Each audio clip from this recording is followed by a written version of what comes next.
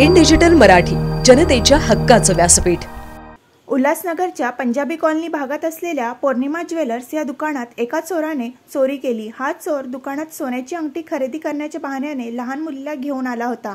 त्यावेळेस दुकानदाराने त्याला सोन्याच्या अंगठीचा ट्रे दाखवला, मात्र दुकानदाराची त्याच्याकडे पाठ होताच त्याने आपल्या हातातील बनावट अंगठी ट्रेमध्ये ठेवून सोन्याची अंगठी काढून आपल्या खिशात टाकली।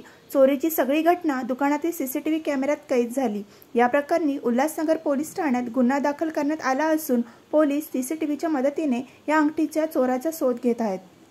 नमस्कार, मी गणेश खडके। माझं दुकान पौर्णिमा ज्वेलर्स आझादनगर सर्कलला आहे। तर माझ्या दुकानामध्ये काल 7:30च्या दरम्यान एक इसम आला, त्याच्यासोबत लहान मुलगी होती। मला म्हटला का मला लेडीज अंगठी दाखवा। म्हटलं ठीक आहे, लेडीज अंगठी मी त्याला दाखवली। तर मी एक ट्रे त्याच्यासमोर काढला, मला म्हटलं अजून दाखवा। तर मी जसं दुसरा ट्रे काढायला असं मागे फिरलो दुसरा ट्रे काढायला, तेवढ्यात त्या इसमानी काय केलं का ती एक सोन्याची अंगठी काढून तिकडे नकली अंगठी ठेवून दिली।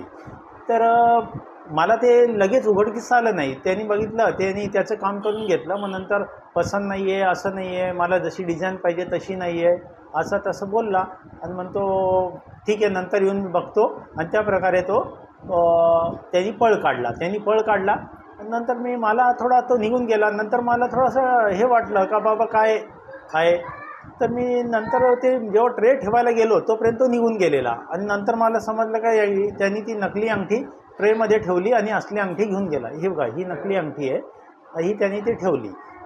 तर त्याच्याबद्दल असं आहे का मी सेंट्रल पोलीस चौकीमध्ये पण काल जाऊन आलो, आज सकाळी जाऊन आलो आणि आता संध्याकाळी जाऊन आलो। पोलीस येऊन माझ्याकडनं सगळे सीसीटीव्हीचे फुटेज घेऊन गेलेले आहेत। तर माझं म्हणणं हेच आहे पोलीस प्रशासनाला का मला लवकरात लवकर शोधून न्याय देण्यात यावा, हीच मागणी आहे माझी।